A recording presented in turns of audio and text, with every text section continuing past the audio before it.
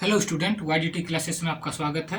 आज हम लोग दो चर वाले रैखिक समीकरण युग्म को वज्र गुणन विधि द्वारा किस तरह से हल किया जाता है उसे सीखेंगे तथा वज्र गुणन विधि का जो सूत्र है उसे हम लोग किस तरह से याद कर सकते हैं और उसे किस तरह से बनाया जाता है उसके बारे में भी हम लोग जानेंगे। ठीक है, तो चलिए वीडियो की शुरुआत करते हैं। तो देखिए, रैखिक समीकरण युग्म इस तरह से रहता है a1x plus b1y plus c1 equal to 0, a2x plus b2y plus c2 equal to 0। ठीक है, तो इसमें जो x के गुणांक होते हैं वे a1 a2 और b के जो गुणांक है b1 b2 और c1 c2 अचर पद होता है। ठीक है, तो देखिए इसका सूत्र किस तरह से बनाया जाता है। सबसे पहले आप इस तरह से ले लीजिएगा x, ठीक है, y और 1, ठीक है।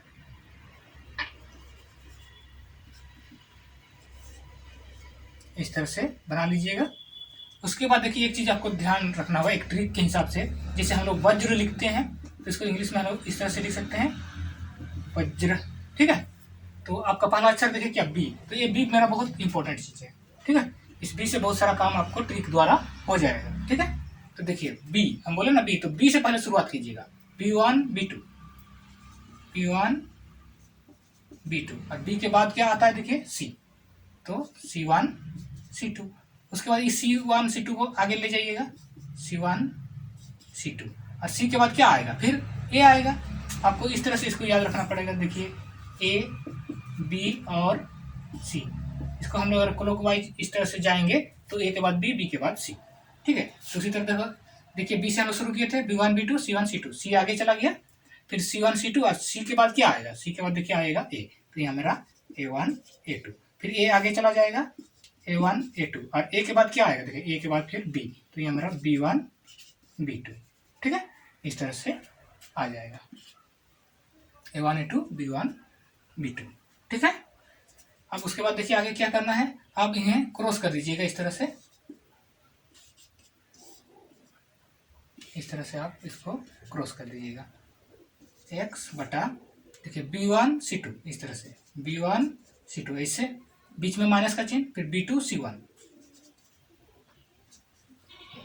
बराबर यहाँ y देखिए c1 a2 c1 a2 c2 a1 c2 a1, यहाँ देखिए एक a1 b2 और a2 b1 minus a2 b1, ये मेरा वज्रगुणन विधि का सूत्र हो गया। ठीक है, तो एक तरीका हम और बता रहे हैं जिससे आप इस वज्रगुणन विधि को बहुत आसान से इसका सूत्र को लिख सकते हैं। ठीक है, किस तरह से कीजिएगा देखिए, इसे x y और 1। ठीक है, इसको ध्यान से देखिएगा बहुत आसानी से। अब देखिए सबसे पहले हम क्या बोले कि वज्र बी बी, ये वाला मतलब बहुत इंपॉर्टेंट चीज है। बी को हम लोग को पहले लिखना होगा, बी से स्टार्ट करेंगे बी सी बी सी। ठीक है, सी क्या है देखिए, सी आगे बढ़ जाएगा सी, तो सी, सी के बाद क्या आता है ए, यानी यहाँ पर लिखिएगा सी ए, बीच में माइनस होगा सी ए। ठीक है, अब ए आगे चला जाएगा। ठीक है, तो ए के बाद क्या आता है बी, तो इसको A B minus A B इस तरह से लिख दीजिएगा। ठीक है, बी सी सी ए ए बी इस तरह से आप लिख दीजिएगा।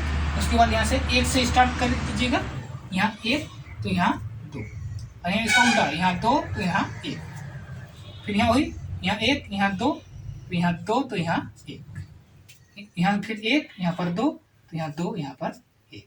तो इस तरह से आप देखिए बहुत आसानी से वज्रगुणन विधि का जो सूत्र है वो याद कर सकते हैं। ठीक है, तो चलिए हम लोग इस सूत्र का प्रयोग करके कुछ समीकरणों को हल करते हैं। ठीक है, पहला प्रश्न देखते हैं। एक नंबर देखिए 2x प्लस वाई बराबर 5, 3x प्लस 2y बराबर 8। तो जब भी इस तरह से मेरा c बराबर के उस पार रहेगा तो उसे हम लोग इस पार ले आएंगे सबसे पहले। तो इसको देखिए 2x प्लस वाई, ये प्लस था इधर आ गया तो -5 बराबर 0, 3x प्लस 2y, ये बराबर के उस पार प्लस था इस पर ले आए तो -8 बराबर 0, ये समीकरण 2। अब देखिए a1 a2 b1 b2 और c1 c2 मेरा यहाँ पर मिल जाएगा।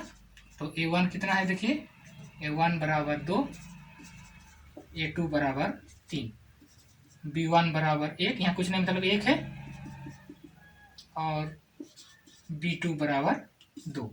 C1 देखिए मेरा -5 है और C2 -8। ठीक है, अब इसे हम लोग वज्र गुणन विधि से बनाएंगे।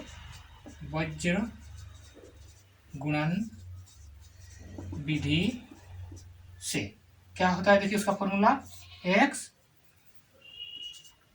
B1 C2 minus B2 C1। ठीक है, उसके बाद क्या होता है, AC आगे चला जाएगा, यानी C1 C के बाद A आता है, A2 minus C2 A1।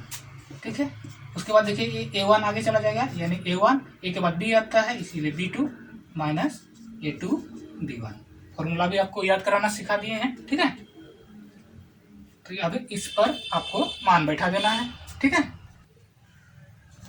x बटा देखिए B1 देखिए 1 गुना C2 -8।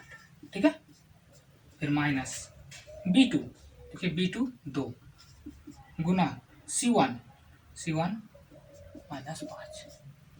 ठीक है, फिर यहाँ y, अब देखिए y के नीचे C1 यानी -5 गुना A2 3। ठीक है,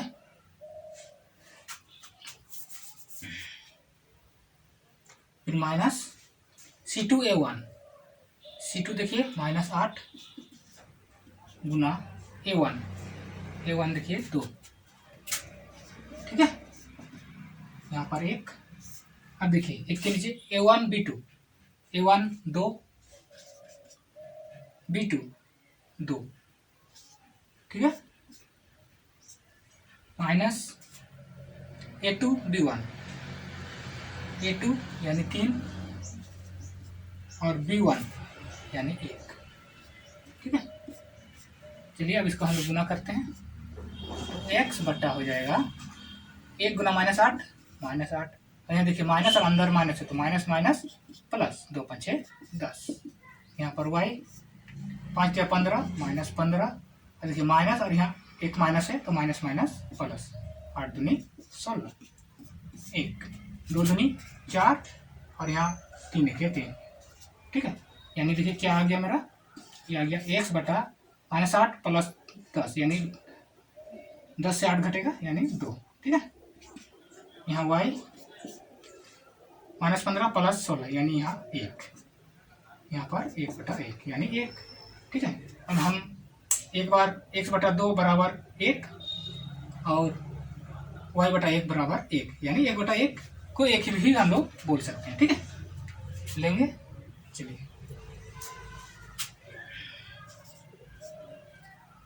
x बटा 2 बराबर 1, क्रॉस गुना करेंगे तो x बराबर 2।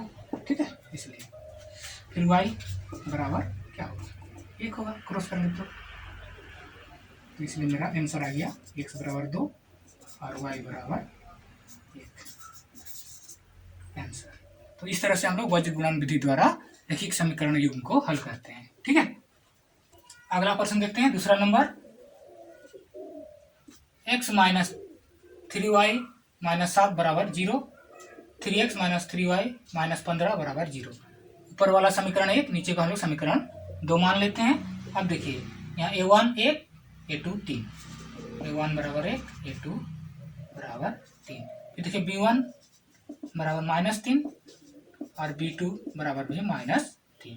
देखिए C1 बराबर -7 और C2 बराबर -15। तो वज्र गुणन विधि से, वज्र गुणन विधि से इसका जो सूत्र होता है मेरा x बटा B1 C2 minus B2 C1, फिर y बटा C1 A2 minus C2 A1, फिर 1 बटा A1 B2 minus A2 B1। ठीक है, अब इसका मान बैठा दीजिए, x बटा देखिए B1 C2 कितना है -3 गुना C2 देखिए -15। ठीक हो गया, फिर बीच में माइनस B2 C1 देखिए -3 है, गुना C1 देखिए -7, ठीक है। y बटा, अब देखिए C1 -7 गुना A2 देखिए 3 माइनस C2 -15 गुना A1 1, ठीक है। यहाँ 1 बट्टा देखिए A1 B2 A1 1, ठीक है, और B2 -3, ठीक है, माइनस फिर A2 3 गुना B1 -3, ठीक है। चलिए आगे बनाते हैं। अब देखिए यहाँ गुना कर देंगे हम लोग तो हो जाएगा x बटा, देखिए माइनस माइनस से प्लस हो जाएगा 15 × 45, ठीक है। और देखिए अंदर माइनस माइनस प्लस हो जाएगा और ये प्लस माइनस ये माइनस में ही रह जाएगा, इसलिए 3 × 7 = 21, ठीक है। y बटा, यहाँ देखिए माइनस प्लस है 7 × 21 -21, यहाँ देखिए माइनस अंदर एक माइनस है तो माइनस माइनस प्लस 15 × 15, ठीक है। 1 बटा, अब यहाँ देखिए माइनस प्लस -3 हो जाएगा और यहाँ अंदर एक माइनस है तो माइनस माइनस ये प्लस 3 × 9, तो ये बन जाएगा मेरा x बटा 45 - 21 घटा देंगे तो 4 2 24, y बटा यहाँ पर हम लोग घटाएंगे तो -6 और यहाँ पर हो जाएगा मेरा 6। अब हम लोग x बटा 24 बराबर 1/6 एक बार लेंगे और y बटा -6 बराबर 1/6 दो बार लेंगे, दोनों मान निकल जाएगा, ठीक है। तो चलिए बनाते हैं। x बटा 24 बराबर, इसको लेना है 1/6, तो 24 को उधर ले जाइए, x बराबर 24 × 24 बटा 6 यानी 6 × 4 = 24 यानी x बराबर 4। फिर हम लोग इसको लेते हैं y बटा -6 बराबर 1/6, देखिए नीचे दोनों 6 है, हम लोग इसको काट सकते हैं तो y बराबर क्रॉस हो जाएगा -1, इसलिए x बराबर 4 y बराबर -1, ठीक है। तो आज हमने वर्ग गुणन विधि द्वारा रैखिक समीकरण युग्म को हल करना सीखे और साथ ही उसका सूत्र को याद करना भी हम लोग सीख गए। अगर आपको यह वीडियो अच्छा लगा तो लाइक और शेयर कीजिए, और अगर आप इस चैनल पर नए आए हैं तो इस चैनल को जल्दी से सब्सक्राइब कीजिए। मिलते हैं हम लोग अगले वीडियो पर।